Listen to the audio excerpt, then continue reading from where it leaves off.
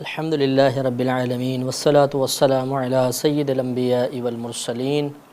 اما بعد فاعوذ باللہ من الشیطان الرجیم بسم اللہ الرحمن الرحیم۔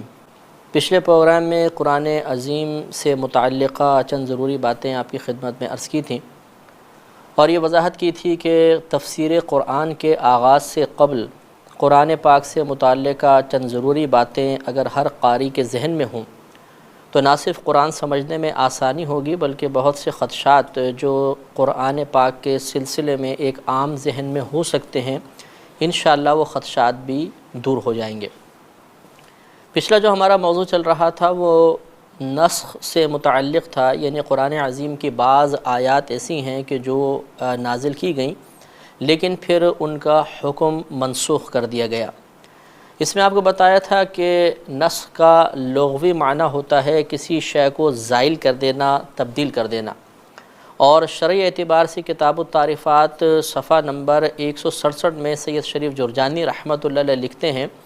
کہ صاحب شرع کی طرف سے کسی حکم کی انتہا کو بیان کر دینے کا نام نسخ ہوتا ہے، یعنی اللہ تبارک و تعالیٰ کی طرف سے حکم سے متعلق کوئی آیت نازل ہوتی ہے، پھر اس کے بعد اس حکم کے مخالف کوئی آیت نازل کر دی جاتی ہے جو آیت یہ بتاتی ہے کہ پچھلی آیت میں موجودہ حکم کی انتہا ہو گئی ہے، اس کی مدت پوری ہو گئی ہے اور اب اس حکم پر عمل نہیں ہوگا بلکہ اس دوسرے حکم پر عمل ہوگا۔ گویا کہ شریعت کی طرف سے ایک حکم کی انتہا اور اس کے بعد دوسرے حکم کی ابتدا جب بیان کی جاتی ہے تو ہم اسے نسخ سے تعبیر کرتے ہیں۔ اسی تعریف سے یہ بات بھی معلوم ہو گئی کہ نسخ صرف ان آیات میں ہو سکتا ہے جن میں کوئی حکم نازل ہوا ہو۔ قرآن عظیم میں بعض آیات ایسی ہیں جن میں گزشتہ امتوں کی خبر دی گئی ہے، آئندہ کی خبریں دی گئی ہیں، موجودہ حالات کی خبریں دی گئیں، تو خبر میں نسخ نہیں ہو سکتا، کیونکہ خبر میں یعنی کسی بات کی معلومات فراہم کرنا، کوئی واقعہ بیان کرنا، اس میں اگر نسخ ہوتا تو لازم بات ہے کہ یا تو یوں کہا جائے گا کہ پہلی بات غلط تھی یہ بات صحیح ہے، یا یہ کہا جائے گا پہلی بات صحیح ہے دوسری بات غلط ہے۔ دونوں صورتوں میں کسی ایک آیت میں جھوٹ ثابت ہوتا اور دوسری میں سچ ثابت ہوتا، اور یہ بات شان الہی کے لائق نہیں ہے۔ لہٰذا خبروں میں کبھی بھی نسخ نہیں ہوگا، نسخ ہوگا ہمیشہ احکام والی آیات میں۔ تو کوئی حکم اللہ تبارک و تعالی نازل فرماتا ہے، پھر دوسرا حکم اس لیے نازل کر دیا جاتا ہے تاکہ لوگوں کو معلوم ہو جائے کہ پہلے حکم کی مدت پوری ہو چکی ہے، اب اس پر عمل نہیں کرنا ہے بلکہ اس دوسرے حکم پر عمل کرنا ہے جو اس کے بعد نازل کیا گیا۔ اس کے ثبوت کے طور پہ سورہ بقرہ کی آیت نمبر 106 میں نے آپ کی خدمت میں عرض کی تھی کہ اللہ تبارک و تعالی نے ارشاد فرمایا کہ ما ننسخ من آیت او ننسها نأتی بخیر منہا او مثلہا، کہ جب ہم کسی آیت کو منسوخ کر دیتے ہیں یا اسے لوگوں کو بھلا دیتے ہیں تو پھر ہم اس سے بہتر یا اسی جیسی کوئی ایک اور آیت لے آتے ہیں۔ اس سے معلوم ہوا کہ نسخ باقاعدہ ہوگا، اور یا بعض اوقات ایسا ہوتا ہے کہ اللہ تبارک و تعالیٰ کسی آیت کو ذہنوں سے بالکل محو کر دیتا ہے اور اس کی جگہ کوئی دوسری آیت نازل کر دی جاتی ہے۔ یہ ہم نے تھوڑی سی بات پچھلے پروگرام سے متعلقہ جو اس میں بھی ذکر کی گئی تھی آپ کے سامنے بیان کی ہے۔ آج اسی موضوع کو ہم کنٹینیو کرتے ہوئے تیسرا اسی نسخ سے متعلق ایک موضوع لے کر آئیں گے کہ ثبوت نسخ کس طرح ہوگا، یعنی ہمیں کس طرح معلوم ہوگا کہ کوئی آیت منسوخ ہو گئی ہے۔ تو الاتقان فی علوم القرآن میں علامہ جلال الدین سیوطی رحمۃ اللہ علیہ جلد دوسری ہے صفحہ نمبر 24 پر آپ ارشاد فرماتے ہیں کہ نسخ کے ثبوت کے مختلف ذرائع ہیں اور ان ذریعوں سے کوئی آیت منسوخ کی جا سکتی ہے یا اس کے نسخ کو ثابت کیا جا سکتا ہے۔ اس میں ایک تو مسئلہ یہ ہوتا ہے کہ جب دو آیتیں باہم متعارض ہو جائیں، ٹکرا جائیں، ایک میں حکم کچھ اور ہو اور دوسری میں حکم اس کے بالکل اپوزٹ ہو، تو جو بعد والی آیت ہوگی وہ پہلی والی آیت کے لیے ناسخ بن جائے گی اور پہلی والی آیت منسوخ کہلائے گی۔ لیکن شرط اس میں یہ ہوتی ہے کہ ان دونوں کا شان نزول ہمیں معلوم ہونا چاہیے، وقت نزول معلوم ہونا چاہیے، کیونکہ شان نزول جیسے کہ انشاءاللہ جیسے ہم نے اس پر بحث کی تھی کہ شان نزول جاننے کا فائدہ یہ ہوتا ہے کہ معلوم ہو جاتا ہے کہ یہ آیت کس وقت نازل ہوئی تھی، پھر دوسری آیت کا اگر شان نزول معلوم ہوگا تو پتہ چل جائے گا کہ یہ آیت اس سے پہلے کی ہے یا اس سے بعد والی ہے۔ تو جب ان میں باہم ترتیب معلوم ہو جاتی ہے شان نزول کے ذریعے، تو آگے والی آیت جس میں پہلے والی آیت کے مخالف حکم ثابت ہو رہا ہو وہ پہلے والی کے لیے ناسخ بن جائے گی اور دوسری کو منسوخ قرار دیں گے۔ دوسرا اس کا ذریعہ ہوتا ہے صحیح حدیث کے ذریعے۔ اگر کوئی صحیح حدیث بالکل صحیح ہو اور اس کے راوی وغیرہ تمام اعلیٰ ان میں شرائط پائی جاتی ہوں، وہ اعلیٰ خصوصیات اور اعلیٰ صفات کے حامل ہوتے ہیں، تو ان کی حدیث سے بھی قرآن کا نسخ جائز ہوتا ہے۔ اور تیسرا کسی صحابی کا قول جو صحیح سند کے ساتھ مروی ہو کہ فلاں آیت سے منسوخ ہے، وہ باقاعدہ خود بیان کر دیں، تو اس صحابی کے قول کو بھی فوقیت حاصل ہوتی ہے۔ لیکن یاد رکھیں کہ اس سلسلے میں عام مفسرین یا کسی مجتہد کا اگر کوئی قول ہوگا جو بغیر کسی صحیح سند کے وہ ذکر کر دیں، مثلا کوئی مجتہد کہے کہ فلاں آیت منسوخ ہے اور اس نص کے ثبوت کے لیے کوئی صحیح سند بیان نہیں کرتا، کوئی قرآن کی دوسری آیت یا کوئی حدیث یا کسی صحابی کا قول پیش نہیں کرتا، تو اس مجتہد کا یہ قول قابل عمل نہیں ہے، قابل قبول نہیں ہوگا۔ ایسے ہی عام مفسرین بھی بغیر صحیح سند کی کوئی بات کہیں گے تو ان کا قول قابل قبول نہیں ہے۔ اس سے معلوم ہوا کہ نسخ کے معاملے میں انتہائی احتیاط سے کام لیا جاتا ہے۔ لیکن یہاں پر ایک شبہ اور پیدا ہو سکتا ہے، وہ یہ کہ کیا حدیث مبارکہ سے قرآن پاک کا نسخ کرنا جائز ہے؟ اس لیے کہ قرآن اعلیٰ درجے کا ہوتا ہے اور حدیث اس سے ادنیٰ درجے کی ہوتی ہے، اور ادنیٰ درجے والی چیز سے اعلیٰ درجے والی چیز کو تبدیل کرنا، اس کو زائل کرنا، یہ کس طرح جائز ہو سکتا ہے؟ اس شبہ کا ازالہ کرتے ہوئے علماء کرام نے یہ ارشاد فرمایا کہ نبی کریم صلی اللہ علیہ وسلم احکام شرعیہ سے متعلق خصوصاً اپنے پاس سے کچھ کلام نہیں فرماتے۔ وہ اللہ تبارک و تعالیٰ کی طرف سے آپ پر احکامات وحی ہوتے ہیں، وحی اس کی جاتی ہے اور آپ اس کو عوام کے سامنے بیان کر دیا کرتے تھے۔ اور ویسے بھی ابھی شروع میں آپ کو بتایا کہ نسخ ہمیشہ ان آیات میں ہوگا جن میں احکام شرعیہ بیان ہوئے ہیں، لہذا نبی کریم صلی اللہ علیہ وسلم چونکہ احکام شرعیہ من جانب اللہ بیان کیا کرتے تھے، لہذا جو بھی آپ نے بیان کیا وہ حقیقتاً اللہ تعالیٰ کی طرف سے ہے، آپ کی طرف سے نہیں ہے۔ اس کے ثبوت کے طور پہ آپ دیکھیں سورہ نجم آیت نمبر 3 اور 4 میں اللہ تبارک و تعالیٰ ارشاد فرماتا ہے کہ وَمَا يَنطِقُ عَنِ الْهَوَىٰ إِنْ هُوَ إِلَّا وَحْيٌ يُوحَىٰ، کہ یہ نبی کریم صلی اللہ علیہ وسلم اپنی خواہش کے تحت کچھ کلام نہیں فرماتے، بلکہ یہ تو وہی کلام کرتے ہیں جو ان کی طرف وحی کیا جاتا ہے، یعنی جو آپ پہ وحی نازل کی جاتی ہے آپ اسے عوام کے سامنے بیان فرماتے ہیں۔ اس سے معلوم ہوا کہ نبی کریم صلی اللہ علیہ وسلم کا اگر کوئی قول صحیح سند کے ساتھ مروی ہو جائے تو اس سے قرآن پاک کا نسخ بالکل جائز ہے، کیونکہ وہ صحیح قول جو نبی کریم صلی اللہ علیہ وسلم سے ثابت ہو چکا ہے، وہ چونکہ اللہ تعالیٰ کی طرف سے وحی شدہ ہے، لہٰذا اس سے نسخ کرنا جائز ہوتا ہے۔ ایک آخری اس میں بات کہ نسخ میں کیا حکمت ہے؟ اللہ تبارک و تعالیٰ ایک حکم نازل فرماتا ہے پھر اس کو ختم فرما دیتا ہے، تو اس میں کوئی نہ کوئی حکمت تو ہوگی۔ تو علماء کرام نے ارشاد فرمایا کہ اس میں دو طرح کی حکمتیں ہوتی ہیں۔ بسا اوقات تو ایسا ہوتا ہے کہ پہلے ایک حکم آسان نازل کیا جاتا ہے اور پھر جب لوگ اس آسان حکم پر عمل پیرا ہونے کے عادی ہو جاتے ہیں تو ان کی آزمائش کے لیے اس سے سخت حکم نازل کر دیا جاتا ہے۔ اور کبھی ایسا ہوتا ہے کہ کوئی پہلی آیت میں مشکل حکم نازل کیا جاتا ہے، سخت حکم نازل کیا جاتا ہے، اور یہ عموماً اس وقت ہوتا ہے جب لوگ پہلے سے ہی آزمائشوں کے عادی ہو چکے ہوتے ہیں، اور پھر اللہ تبارک و تعالیٰ ان پر آسانی کا ارادہ فرماتا ہے اور اس سے کوئی ہلکا حکم نازل کر دیا جاتا ہے۔ ان نسخ کی انشاءاللہ مثالیں اور ان پر کچھ اور اعتراضات وارد ہوتے ہیں، یہ انشاءاللہ عز و جل تفسیر قرآن کے جب ہم موضوع پر آئیں گے اور باقاعدہ تفسیر ہماری شروع ہوگی اور ان آیات کا تذکرہ آئے گا یا وہ آیات تلاوت کی جائیں گی جن میں نسخ موجود ہے، یعنی وہ ناسخ ہیں یا منسوخ ہیں، تو انشاءاللہ بالتفصیل ان تمام امور پر وہاں پر مزید کلام ہوگا۔ اب انشاءاللہ ہم نزول قرآن کی صورتوں پر تھوڑا سا توجہ کرتے ہیں کہ نزول قرآن کی دو صورتیں ہیں۔ ایک تو صورت جو قرآن عظیم میں بیان کی وہ یک بارگی نازل ہونا، پورا کا پورا قرآن ایک ساتھ نازل ہونا، اور ایک صورت جو بیان کی ہے وہ بتدریج یعنی آہستہ آہستہ قرآن کا نازل ہونا۔ یاد رکھیے کہ جہاں کہیں قرآن عظیم میں انزال مصدر کا کوئی صیغہ استعمال کیا گیا ہوگا، انزال لفظ سے کوئی اور لفظ بنا کر استعمال کیا گیا ہوگا، جیسے انا انزلناہ فی لیلۃ القدر، تو یہ انزلنا انزال مصدر سے ہے، تو یہاں پر ایک ساتھ یک بارگی قرآن نازل ہونا مراد ہوتا ہے۔ اور جہاں پر تنزیل مصدر سے کوئی صیغہ استعمال کیا گیا ہوگا، جیسے اللہ تبارک و تعالی نے سورہ بنی اسرائیل آیت نمبر 106 میں ارشاد فرمایا وَنَزَّلْنَاهُ تَنزِيلًا، اور ہم نے ہی اسے نازل فرمایا، تو جب نزلنا یہ تنزیل مصدر سے ہے، یہ جب تنزیل کا صیغہ استعمال ہوگا، مصدر استعمال ہوگا یا اس سے مشتق صیغے استعمال ہوں گے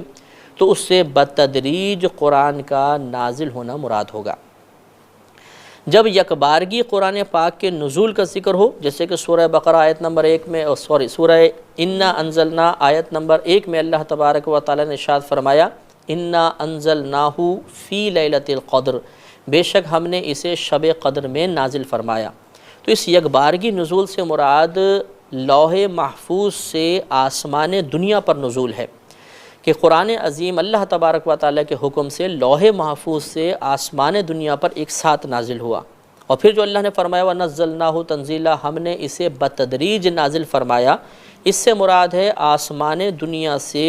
پھر نبی کریم صلی اللہ علیہ وسلم کے سامنے قرآن پاک کو بطور وحی پیش کیا جانا، یہ تقریباً 23 سال کی مدت میں پورا ہوا۔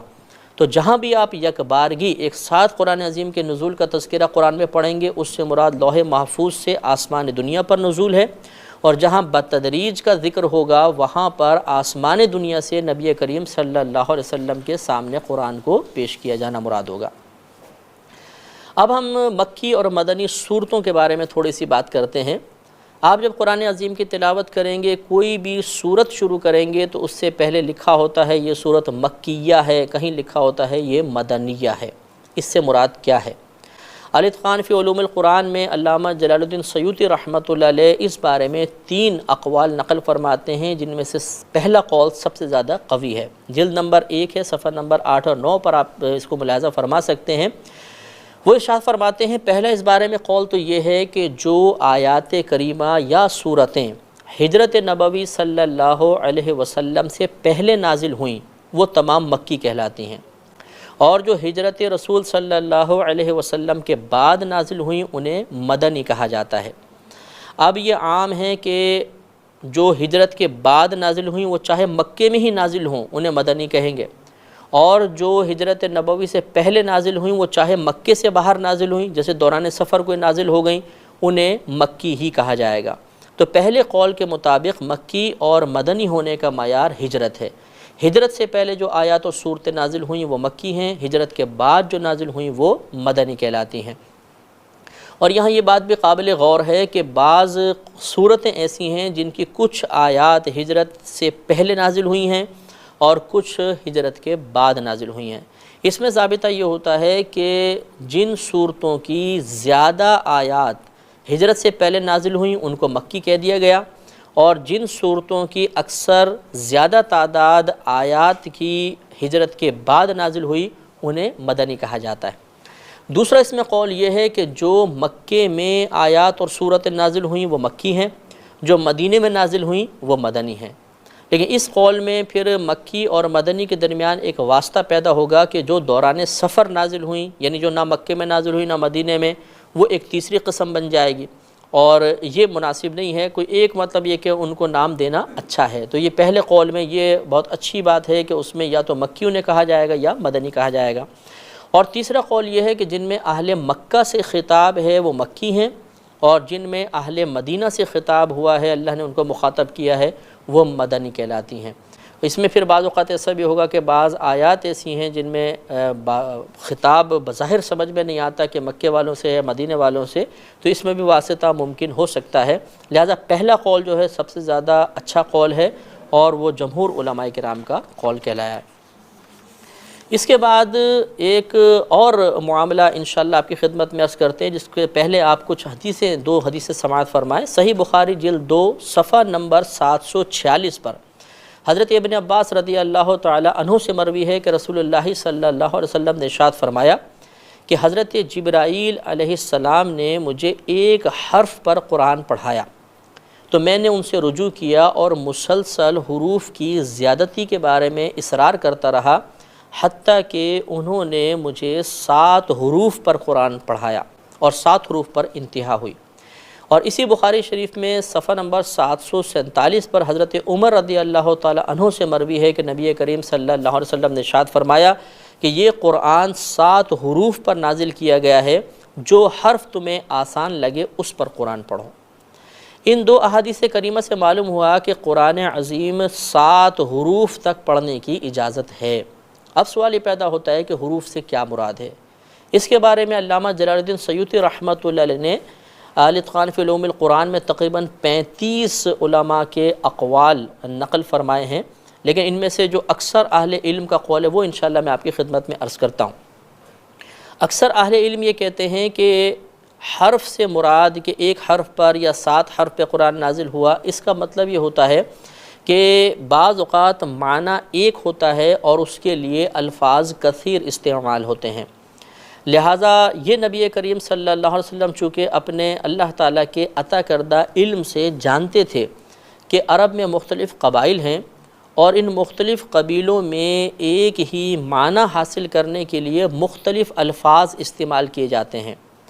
اصلاً تو قرآن عظیم لغت قریش پر نازل ہوا تھا،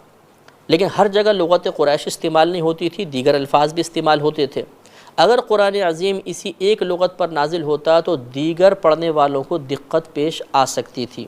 تو اپنے ان دیگر عرب قبائل کی سہولت اور آسانی کے لیے نبی کریم صلی اللہ علیہ وسلم نے اصرار فرمایا کہ قرآن عظیم کے بعض جو معانی ہیں انہیں ایک ہی لفظ کے ساتھ نہ پڑھا جائے بلکہ مزید الفاظ کے ساتھ پڑھا جائے، تاکہ ہر قبیلے والا آسانی سے اپنی لغت کے مطابق قرآن عظیم کو پڑھ سکے اور اس کو سمجھنے میں آسانی محسوس ہو۔ اس کی ایک مثال آپ کی خدمت میں عرض کرتا ہوں، سورہ بقرہ میں ہے کہ کلما اضاء لهم مشوا فیہ، کہ اللہ تبارک و تعالی جب بھی ان کے لیے روشنی پیدا فرماتا ہے وہ اس میں چلنے لگتے ہیں۔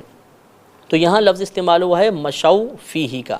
لیکن حضرت ابی بن کعب رضی اللہ تعالی عنہ اس کو کبھی پڑھتے تھے مروا فیہ اور کبھی فرماتے تھے سعوا فیہ، دونوں کا معنی ایک ہی ہے، مروا گزرتے ہیں اس میں، سعوا فیہ وہ سعی کرتے ہیں، چلتے ہیں اس میں۔ تو مشو کی جگہ آپ کبھی مرو کا لفظ استعمال کرتے تھے اور کبھی سعو کا لفظ استعمال کرتے تھے، معنی سب کا ایک ہی ہے۔ اس سے معلوم یہ ہوا کہ چونکہ قرآن عظیم مختلف مطلب حروف پر یعنی معنی ایک الفاظ کثیر، تو اس لیے صحابہ کرام کی بعض روایات میں آپ دوسرے الفاظ میں بھی تلاوت قرآن مطلب دیکھیں گے۔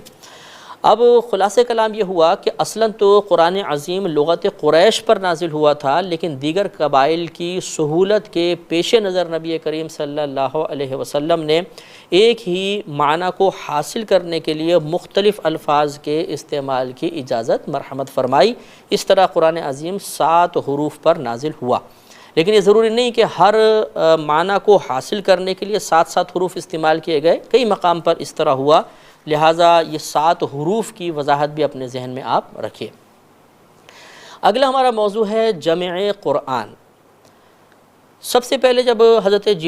جبریل امین نبی کریم صلی اللہ علیہ وسلم کے سامنے قرآن عظیم کی تلاوت کیا کرتے تھے